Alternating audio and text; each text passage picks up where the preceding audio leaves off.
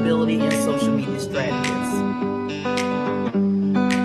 One of the things I want to start off with, and I'm going to call you King a few times because I told you you're royalty. So you are the CEO and owner of Coaches as a Survivor LLC. And that means a lot in that title alone. So King, I want you just, I always say pull the curtain a little bit because there's always a reason why we become who we are. If it's a coach, if it's a speaker, whoever we are, there's a reason, like I was saying earlier, something in our lives, some kind of something moment, something happened that changed it. So with yours, so powerful, can you share just a brief story of your why you got to this point? Yeah, well, thank you very much for having me, Barbara. Well, my story comes that I am a guy that was doing 35 years oil and gas executive, as you mentioned before. I come from a dynasty of oil workers because my grandfather, my father, my mother, my grandmother, all my family began in the oil industry in Venezuela. I'm Venezuelan born, so in my family are more than 100 years of tradition in the oil and gas. Yes, so when I was graduated, I began my career, and all my career I did it in the oil and gas. I came here to the U.S. like 15 years ago, assigned by the parent company of the affiliated of the U.S. that is Citgo Petroleum. Citgo Petroleum is a company that has more than 6,000 gas stations here in the U.S. Very well known, yeah. And I became the CEO of that company. That was in 2017, the situation that I went through, because that was during the Trump administration. They were having a lot of issues with the Venezuelan regime. If the people are not aware, today there is a unfortunate communist regime there, and they were taking, a lot of pressures because they declared that regime was illegitimate, and we inadvertently get caught in that middle of that situation because we were called to a meeting in Caracas. I was based here in Houston. I'm living here in Houston, and I received a last minute call. And November is gonna have, and now 6 years. November 29 happened that I flew to Caracas to that meeting, and I stayed there 2 days. I was supposed to come the day after, but they told me to stay one more day, and it became to be a settlement. A settlement because they needed to have some kind of a thing to pressure the U.S. government, and we became the political pawns of the situation. So something that we never in a nightmare thought that could happen to us. Never, nobody could be thinking that situation happened, but that it happened to us. So we were caught there. We were accused of espionage. We were accused of treason. We were accused of a lot of things. And everything was a shame trial because they really wanted to begin to make pressure to the U.S. government. So that situation for us became a total nightmare that lasted 5 years. So we stayed there during 5 years, and we were brought back by the Biden administration 1 year ago through a prisoner swap. So they had to do a prisoner swap to bring us back 1 year ago in October. Barely 1 month ago, I had one year that I came back. So that's why my company that I created, I call it Coaches as a Survivor, because today I really, truly believe that I became a survivor. So that's a long story short, my story. Well, first of all, yes, a survivor, that's not, that's just a small tad of what you're saying. You are just a movement, sir. I mean, first of all, this is just recent, that like you said, last year, and how you went for it's a 2 day, just for company reasons, and took out from that to what, 5 years, you said? 5 years. 5 years, yes. Dealing with that and being, wow. Well, first of all, I have to just commend you so much for, having that mindset. And I know we can get into a lot of things with this because, through being, like you said, you were a hostage. You basically, your whole life for 5 years was stopped because you was a hostage over another country. And you had to still have that mind frame. And I want to talk a little bit about that. to still say through all what you were dealing with. Well, this is exactly what I understood, and that's why today I prepared my coaching program, because I learned that we went through this situation, and going back, I have been really thinking more and more about the situation during all these months and 1 year that I came back, because when I came back at the beginning, we were not so aware about what we have done, all that resilience process that we went through. But there was a kind of a combination of factors that today I decided to put as part of my coaching program. And I'm going to mention it here. The first thing that we really did is that, because I always talk about this, that any adverse situation in your life, it will never announce. That's the first thing. It will never, never announce. It will appear in your life when you are not expecting it, like it happened to us. So the human nature, the first reaction is to deny it. This is not to me. This is the first reaction. No, this is not happening to me. Then at some point you realize that really you're going through the situation. We went through that process, because at the beginning we said that this is a mistake. Why this is happening to me? This is wrong. There is something wrong here. But when we understood what we were going through, we said, okay, this is real. This is serious, and this is really happening to us. So when you go to that stage, it comes to your mind something that is your decision, how you decide to overcome it. Then you come to like a decision point. If you decide to go it in a negative way, or you decide to go it in a positive way. In my particular case, and this is something that I'm today very clear of, that all my life I was a very positive guy, because I did my career based on the positivity, so having a real positive mindset.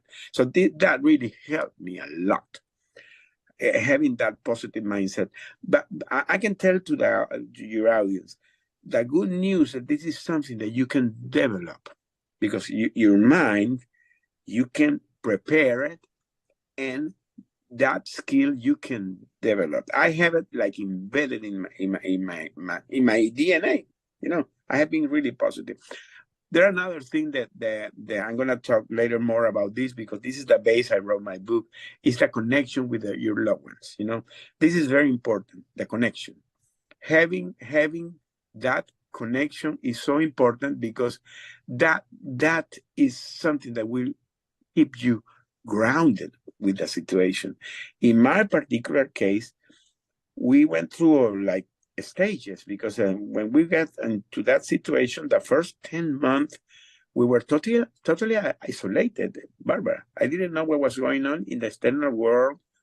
We were put in a place where we lost barely the sense of time, because we didn't have no watch. The lights all the day turn on 24/7. We didn't have no contact with the external world. I lost contact of my family. But at some point, when we had the first communication with them, we realized that we're really fighting really hard for us. So when I could begin to have that communication, and I'm gonna explain later on how we really did it with my wife, because we begin to smuggle letters. That connection with her really put us in the situation that we got a lot of strength. That gave us a lot of hope. Another thing very important is finding your meaning, your purpose. Why this is happening, why you have to overcome it. I learned during that time, because at some point I could begin to read books. And there's a book that came to me, Barbara. I always talk about this book. By the way, I did an interview with Anderson Cooper, and I mentioned it to him, and it's his favorite book also. It's a book of a survivor of the concentration camp in World War II. It's a guy called Viktor Frankl, and the book is called Men in a Search of a Meaning. Well, that book, I recommend everybody to read it, because that guy, in that book, he mentioned that the person that can survive a situation like I went through and he went through, or any situation in your life, is finding a purpose, finding your meaning. Why you're going through this, and what is that? Why this is happening to me, and what is the lesson that I had to learn on this?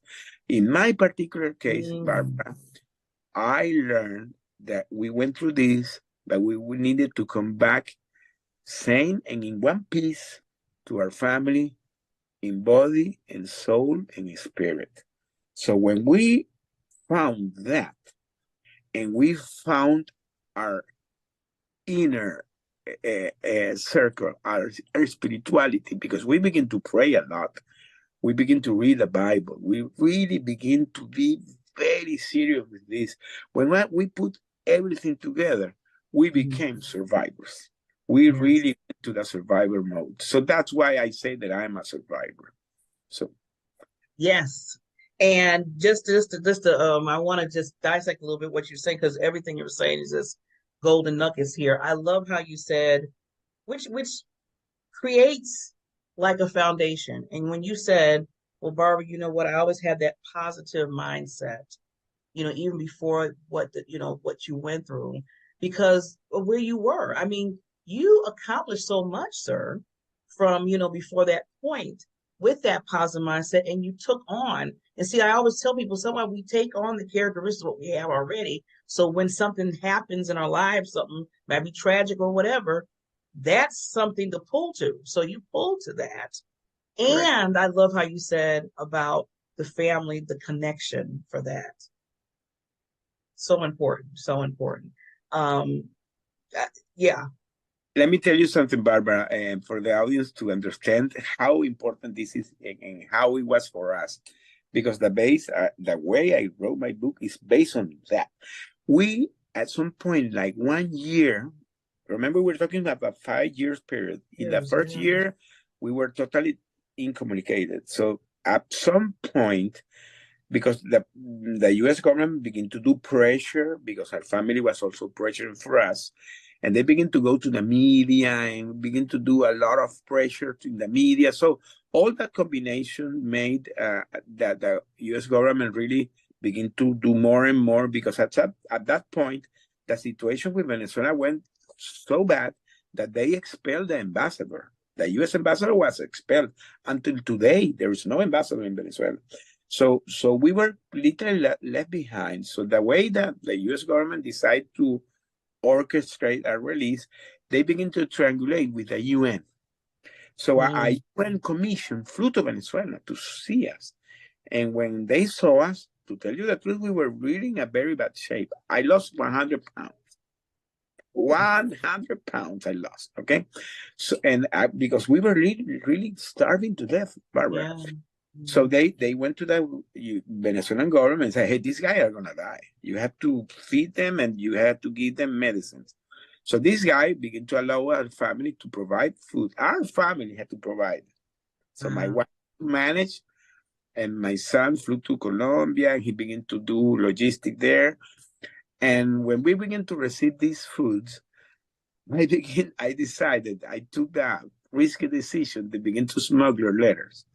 I begin to smuggle letters in the trash cans. I begin to put it in a double bottom container. And I took the risk. And the first letter went through. Like 2 days later, I received a response from my wife, and we begin to do it in a back and forward in a systematic way. Barbara, we keep doing that during 3 years. We Wow. we developed like a system of communication. We created a code, a secret code between she and Mm. me, and that really gave me like a strong communication that what was going on. And for me, it was a surprise in October when I came back, when I learned that my wife not only kept those letters, she compiled them and she transcribed it in Word, and she created like a memoir of our communication through 3 years, and that's the way I wrote my book. So Wow. my book Mm. is based on those letters. So my book is based on those letters that we wrote back and forward with her during 3 years. So my book is based on those letters. And Wow. Well, first, before you move on, because this is just so exciting to me, the creativity. that you created, and then your wife caught on just like that, and you two for 3 years was able to do that communication without them really knowing, like you said, the coding and everything. That's why I said that when you can make a way out of what you might think is no way, and you were like, okay, hmm, how can I really, I mean, I could just see your brain like saying, I need to communicate some kind of way. How can I do this? And you just created that. King, that's amazing. And I'm so glad to see how something like that turns into something, like you said, into a book to give other people hope and show them. I mean, it was the stages. I can just tell the stages, the journey through that. Wow. And let me tell you, Barbara, for me was surprising. For me was a surprise knowing she had did that. And to tell you the truth, if you see those letters, because I have it, those letters are there. I have it like a pack of letters, and for me, it's even sometimes difficult to read them because it was writing, in the most rustic way possible, and she could transcript them. So for me, something amazing what she did. But when we begin to edit the book, because of course I had to convert that in a book. So when I was with the editor editing, and I sit down with her with the computer and begin to walk through those letters.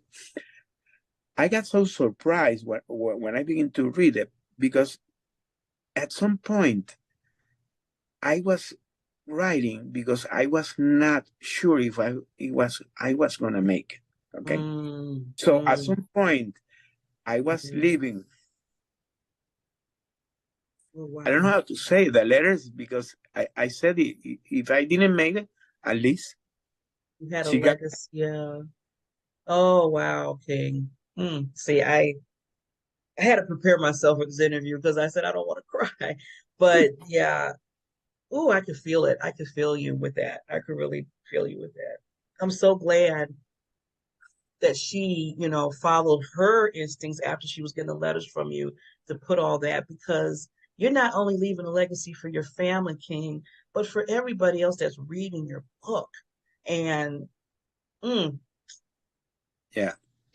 And yeah, I think the importance, and I believe that this, and you said it very well, the legacy, because that's exactly that what I want to have in the book. I want the people that read the book, feel they can feel the pain in the process. They can feel how I begin to develop the hope, because at some point, my hope, my strength was, so you can feel it there. I got surprised when I was reading it. I said, wow, I wrote this because it was my soul. I was putting my soul.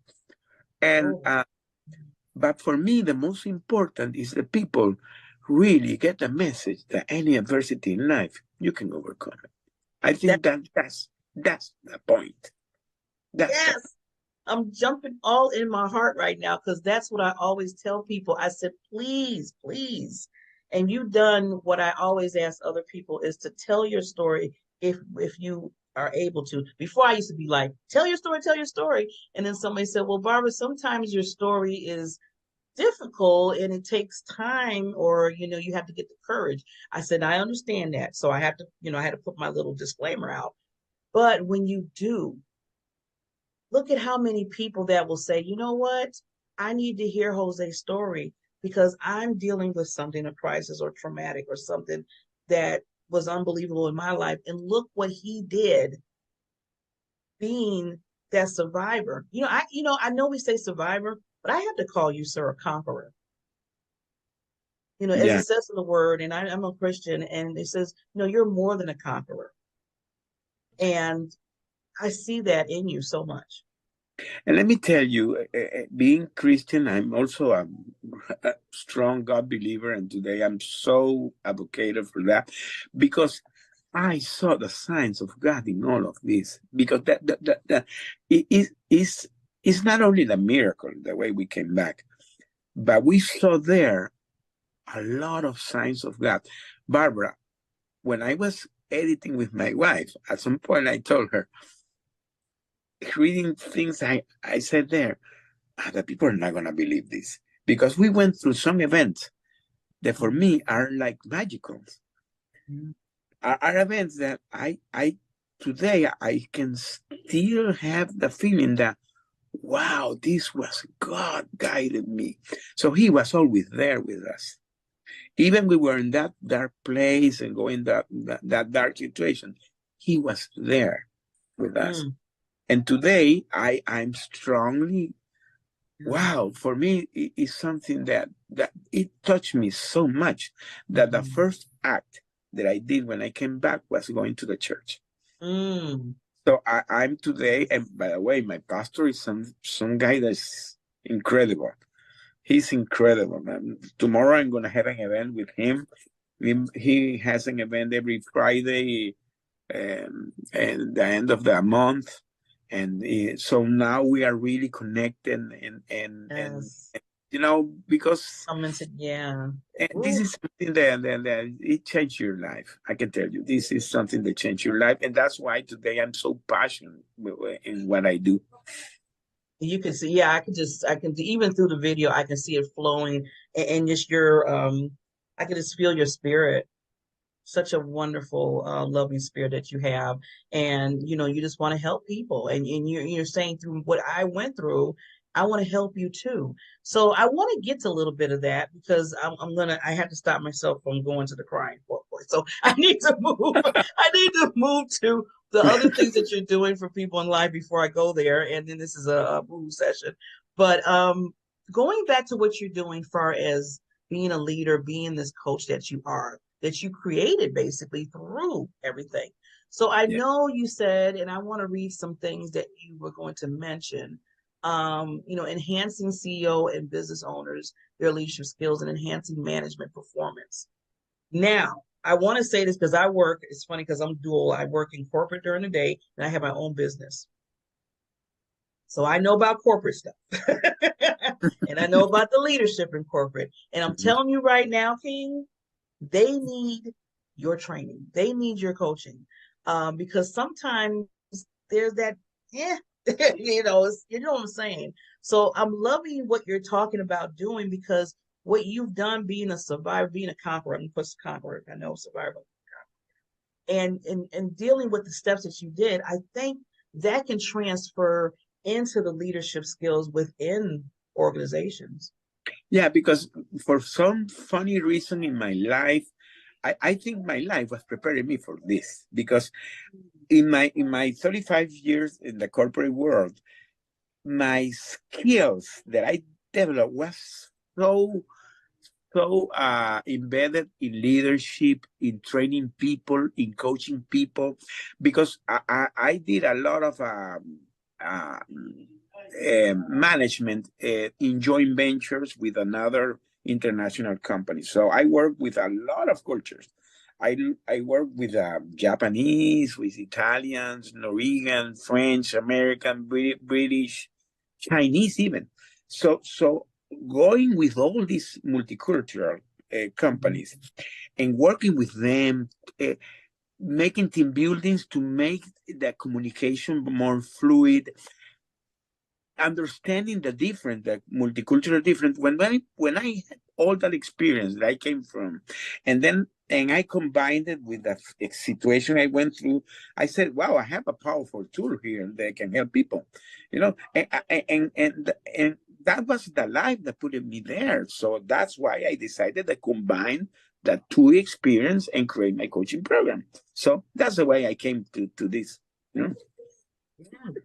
And I'm telling you, everybody, I'm going to shout to the rooftops. They need to hire you and come into these corporations because I like how you said, not just corporations, but like you said, with business owners. I know you work Yeah, with business owners too, yeah. to become more resilient, to improve in their, tier leadership and communication skills. Correct. Communication is key, and this is Mm, something that today, for me, is not only key; it's so important, and the people are not aware how you can improve your management and your business. Only improving your communication. It's just so listen. easy.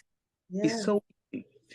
And another thing that I want to say here, and so easy to be human, because this is another thing that I learned, not only through my situation, because during my career, I was always thinking in the human side, because I Mm. always say that if you're a big CEO of a company and you hang your suit and you hang your title, you're only a folk. You're a human being.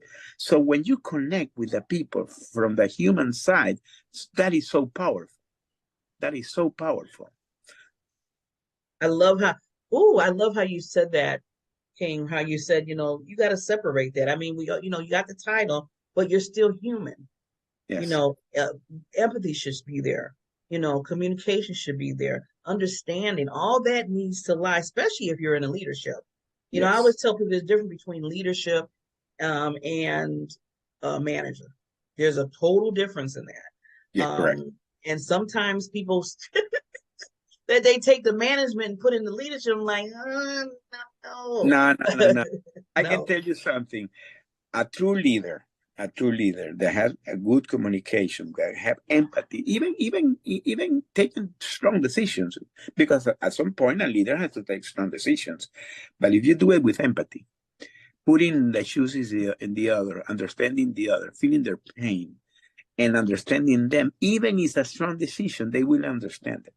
So when you do that, when you have that vision, when you have that empathy, when you have that communication, and you put everything together, hey, my friend, you're gonna have people that are gonna be giving you the extra mile for you.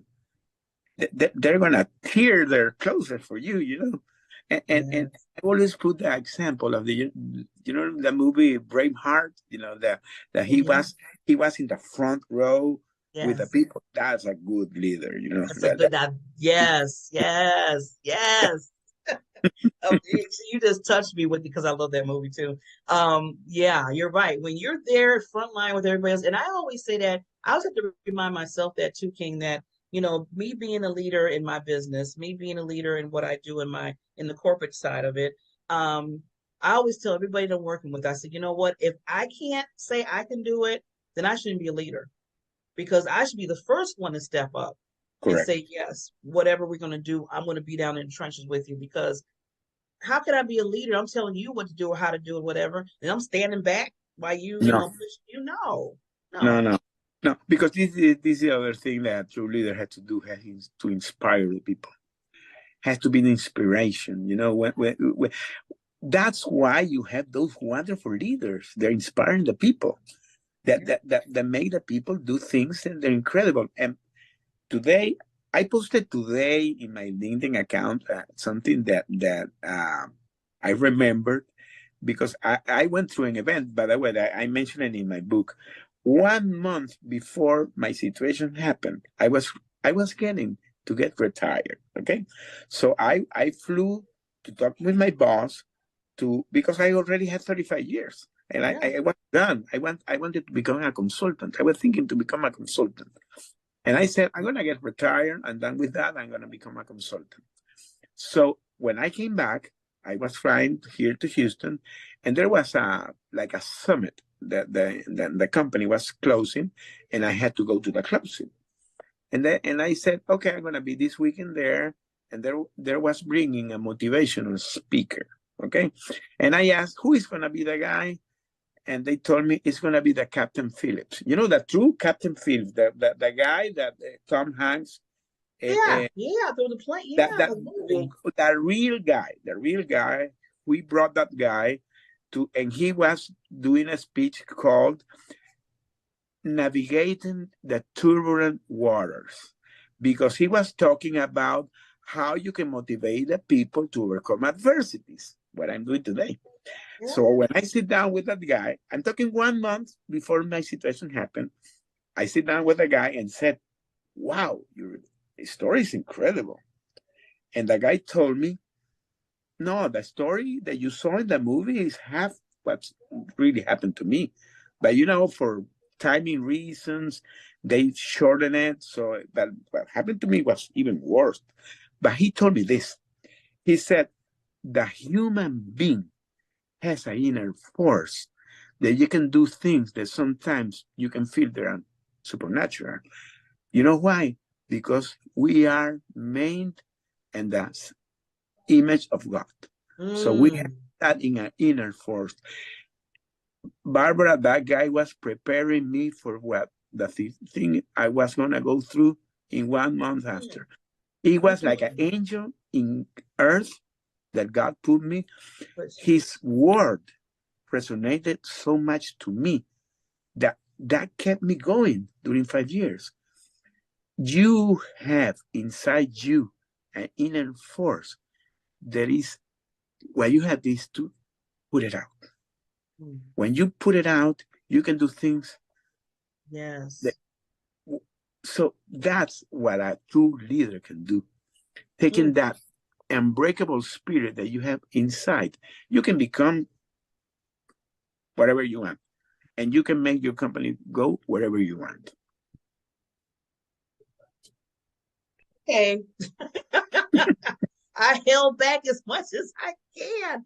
Oh my God, King Jose. This is thank you so much. You know, I mean, I can listen and talk to you all day. I really can. And I know with time and stuff, but I had to bring you back, sir. I mean, you know, now that we got the technical out the way, you had to come back for part two because I want you to talk more about this resilience. I want you to talk more about the communication because it's so much. You know, I wanted you to get into more of the listening and talking because a lot of people think it's a lot of that. And I keep telling people, no, it's a lot of this. Yes, correct. And there's another thing. A true leader is not only talking, Yeah. hearing, not listening, hearing. You can Yeah. listen, you have to hear. See, Yes. that's even a difference. Like you just said, listening and hearing is two different. So yes, I definitely got to bring you back to the show. Um, you have been an inspiration to me this morning. You've been an inspiration to me even before you came on the show. Just for your resilience and us trying to get together and how you just have a heart for people. You have a heart. Well, A heart. Barbara, I learned because today I'm strong advocate for the hospice community, and I support foundations. There are several foundations here in the U.S. that work on that. By the way, part of my proceed of the book, I'm is going to be tied to donate to them. So I'm working with 4 foundations. I'm going to name it very quick. There's a foundation called Hostage USA that helps the hostage to in the physical and mental health. I'm going to do an event after Thanksgiving. There's going to be the Tuesday giving. I'm going to be with them. There is a foundation called the James Foley Legacy Foundation that work with the journalists there. They're one of the most important things that the journalists that they are kept in other countries. There are two more, the Hostage Worldwide and America Career Foundation. I'm working with the 4 of them. I'm Mm. working with the 4 of them. I'm part of the Bring Our Family Home campaign too. So I'm really advocated today. I became very vocal supporting this community. You know what's going today in Israel with all these things in the Middle East. So people are not aware about this, and I became very vocal on these too. So that's part of my thing today. Yeah, see, you just give and give out of, you know, what you went through. You just keep giving, and that's what is so awesome about you. You know, you're standing in the gap and saying, "No, I got to keep doing this. I went through. There's reasons why we go through what we go through. I keep telling people that, and you're just giving out, you know, Yeah. what you learned, what you grew through that. So, with that, sir, I want to ask, and I just want to give you like 30 seconds. Any lasting thoughts for today's show? Like I said, I want to bring you back, but just for today, any lasting tips or any teachable moments that you want to give? Well, I have 3 things. I have my coaching program. The people that hear me, they can contact me. I also do speaking I talk about this. So this is something that I also inspiring employees and managers. So any corporation that wants to do it. And I wrote my book that today I'm having in promotion. I'm gonna leave you the link there that people can there, go there. I have like a video they can talk about this. So yeah, so anybody they want to contact me, I'm gonna leave you my contacts, and I'm open to talk, and we can have a 30 minutes call and have a chat, and start from there. And I can really help them. I always say, if I can make it, you can make it. It's by choice. It's your decision. Yes. Like you said, you just said it. It is your decision. I always tell people you can decide either way, be the Mhm. victim or be victorious. And Correct. you have became victorious, sir, and you're a conqueror, a wonderful conqueror for people's lives. So again, I will make sure that all of the information for this wonderful king that you get. You know, he has coaching, like he said. He speaks on big, huge stages. If you want him, talk to him about that. And then he's working in so many other organizations to help just put out the word, especially when it comes to resilient and just being who you are and understand your purpose and knowing that something's bigger. I love that. Something's bigger in you that's pushing you. And you know, in our sense, because we're both Christian, it's God. But everybody has their own take. But like I said, make sure you're doing your purpose, as I always say. So thank you, King Jose, for coming on the Coaches Lounge today. You're family now, so you're always, like I said, welcome.